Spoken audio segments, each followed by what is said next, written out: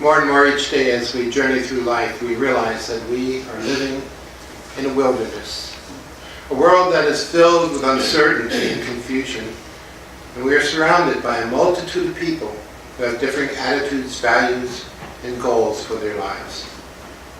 In spite of the many calls that we hear all the time for unity and peace in society, the fact remains that in many ways we are different from our neighbors.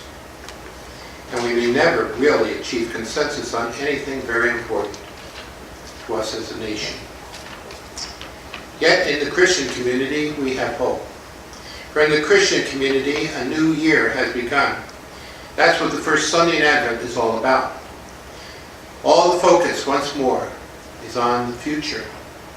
Our personal future and the future of this world. And it's very unclear what the future will be like.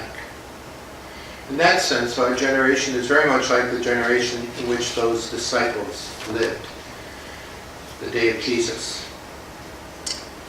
Concern about the future has the same impact on us as it did on those disciples, as they heard Jesus talking about the end times.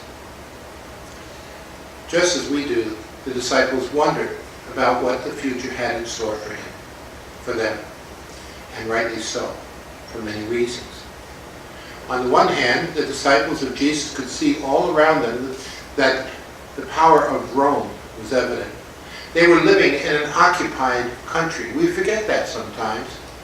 We forget that all the time that the stories are told in the Gospels, that this was in a nation that was oppressed by the power of Rome. Clearly under the powerful dominion of the Roman emperor, who was at that time the mightiest man on earth. At any time he could issue a decree. And that decree then would be enforced throughout the empire. And the Jewish people in their future would be in jeopardy. Yet on the other hand, right there in their midst, they had Jesus.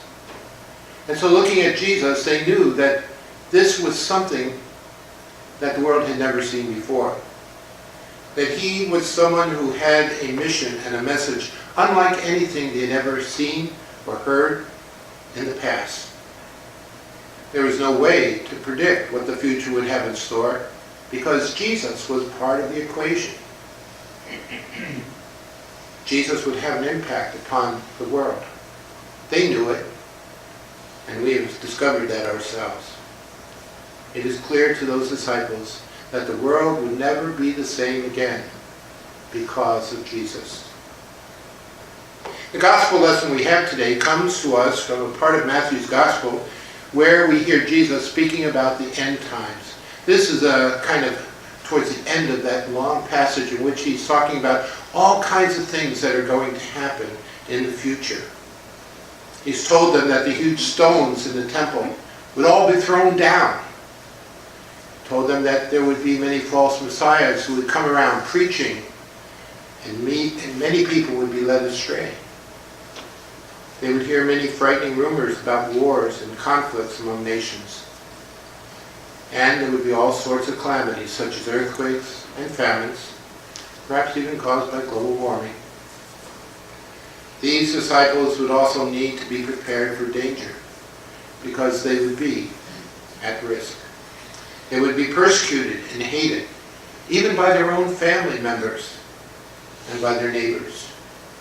And there would be widespread wickedness throughout the land. But, Jesus told them, they should not lose faith. Although there would be many frightening events, even in the heavens above, they should remain steady, because the Son of Man would come on the clouds of heaven and gather them all together from the ends of the earth to save them. After hearing all these predictions of Jesus, is it any wonder that the disciples asked the question, when will these things take place? If you had been there, wouldn't you be asking exactly the same question? Unfortunately, Jesus doesn't tell them when these things will take place. In fact, he says to them, they'll come quite unexpectedly. You're going to be surprised. How frustrating that response is. The disciples were frustrated when they heard it, and we're frustrated as well. They must have been terribly frightened by the words of Jesus. It reminds me of those days back when I was a child. We would go to school, and I was in elementary school, and I can remember that every once in a while the teachers would have this drill where we would have to get out of our seats and hide under our desks in case we were being attacked by the Russians with a nuclear weapon. Imagine that, hiding under your desk to avoid nuclear destruction. And in those days, there were a lot of people who built fallout shelters to protect themselves and stocked it with food and water for weeks and weeks at a time. My Aunt Helen, who lived only a few miles away from Washington, D.C., down there in Maryland, built a fallout shelter in her house, and it's still there today, 60 years later. One wonders, of course, whether she's ever changed the water. I should ask her sometime. But it was a frightening time then, just as it was a frightening time for these disciples of Jesus. And they could see the threat all around them every day. Whenever a soldier passed by, they were reminded that they were under the dominion of Rome. The problem is that the disciples missed the point that Jesus was trying to get across. They missed the point completely. When Jesus was warning them about what was going to happen, he was doing so to prepare them for the future, so that when those things began to happen, they would not be overcome. In their real world, just as in ours, there were always going to be some serious threats to their existence, and it would be foolish for them not to be prepared. Several years ago, two authors, Tim LaHaye and Jerry Jenkins, published a series of 17 best-selling books based on the theme Left Behind. Maybe you can recall those books. Somebody had all 17 copies and put them in a box and left them by my desk in my office one day, but did not leave a note as to who left them there, so I can never write a thank you note. There were 4 films produced based on those books. People were stirred up. People became very anxious. The world was coming to an end. Now, they were not the first people who ever felt that way. In fact, if you look back over the past 2,000 years, you'll see time and time and time and time again when there were prophets who rose up amongst the Christian community and declared that the day of judgment was about to dawn. And they would do all kinds of things to get people ready to meet the Lord in the air. Around the year 1000, as the millennium was coming, people had a lot of fear about the millennium and thought that the world was going to end then. In the year 1500, they figured that was when it was all going to happen. And of course, when the year 2000 approached, there were a lot of people who were concerned that the world was coming to an end, and those who had computers were worried about Y2K. Neither one happened, by the way. In light of the fact that the world is coming to an end, however, at least for each one of us, we need to be thinking about that.